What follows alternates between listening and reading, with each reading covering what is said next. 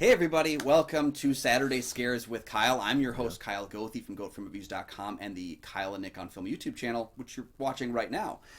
This is our weekly show where we talk about horror movies of all time periods, and today we are talking about What If Superman Went Bad with Brightburn. I've actually never seen Brightburn. You've never seen Brightburn? No. Nick, you gotta see Brightburn. Now here's the thing, it is basically at its simplest, it is the bad boy Superman movie. A child from another world has crashed near the town of Brightburn, a la Smallville, but it's not Superman inside. It's an alien child that is taken in by Elizabeth Banks and David Denham, the Bryars. The character's name is Brandon Breyer, which has a very Clark Kent, Peter Parker-esque feeling to it. I love the alliteration that's at play there. And it looks at what happens if he was not sent here to save us.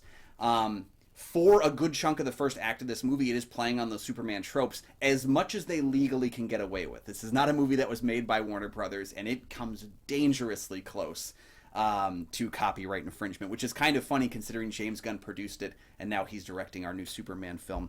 What we have here, though, is the main criticism is that it doesn't dive into Brandon's character. It doesn't dive into his arc as an evil Superman. Like, it doesn't showcase that torn choice that he has.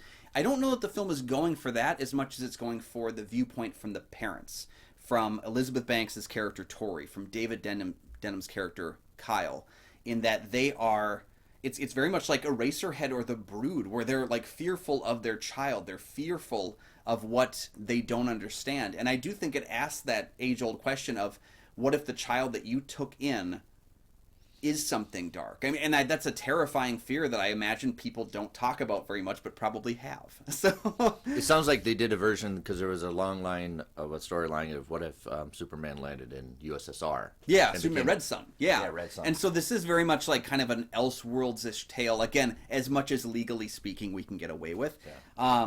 But it sounds like a very dark version of Ultraman, which is like the complete opposite of Superman. That's true. Yeah. And I would say this, Nick, your criticism of Longlegs was that it didn't show enough of the graphic violence. Yeah. This movie lingers just enough on that CG where, I mean, there's a moment where the woman gets the piece of glass in her pupil, and they hold the camera there? They Fulci the hell out of that thing. You know, there's a moment where he uses his, like, super heat vision on another person's face, and, like, they're there for it, man. And I gotta commend the fact that this is a horror movie. This is in some ways a slasher film because it is kind of like he starts picking off people in the cast. I do like the risk. I do like the gamble. Yeah. And so while I don't think the movie is perfect, I don't. There are issues where I wish I would have been able to dive into Brandon's character, because let's think about that from the expectation of The Omen. You know, a child who is born to be the son of Satan. Damien has that in the second Damien film, where he comes to realize that he is the child of Satan, and he actually has that moment in The Omen 2 where he has to reckon with that fact before he has to make an ultimate decision if he's going to embrace it or not. We don't have that as much with Brandon. It's more like he has been like inserted with almost like a chip of some sort that like tells him he's got to do bad things. We don't dive into it as much. But I will say that as a person who doesn't have kids, this is a movie that made me so afraid to have a kid, because Elizabeth Banks' character is so willing to do whatever it takes to protect him, and me in the audience, I'm just thinking, they're like, no, you kill that thing. Like, you get rid of that. Where I sided more with David Denham's character, because he's like, this isn't our child. We don't understand what we've gotten into. You know, and there is that kind of fear. I think a lot of it comes from fear of maybe, like, if I adopt someone, will I love them the same as if they're biological? Like, there's that fear inherently in there. It asks those kinds of questions. I don't think it gives you the full-on answers. I don't think this is a movie that will give you the answer that you're looking for, because I don't think those answers are cut and dry. I think it's just, this is a movie about parents afraid of their child. And we've had some children in the past who have done horrific things. And what do you do as a parent? Do you defend that child when they do horrible things? At what point do we get past the good or bad of a human? I think it asks those questions, and while it doesn't successfully answer them, it asks a lot of questions, and it terrified me all the same. So I think the film is very successful.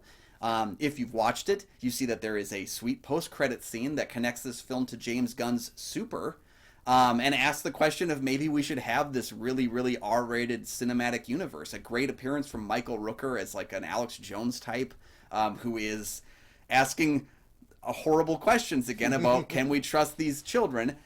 It's a movie that doesn't always work, but I do think it is more successful than people give it credit for. And I happen to enjoy it. I've seen it 3 times now, and I have enjoyed each and every time of it. Okay. But it is a low-down superhero film, a low-down horror film that's masking itself with some good special effects and some fun little plays with the mythology. All right, maybe I should actually check it out this time. Yeah, definitely. And I'm looking forward to what you have to say about it.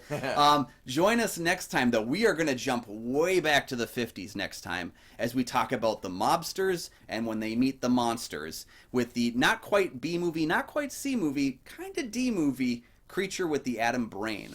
So join us for that 1955 non-classic next time.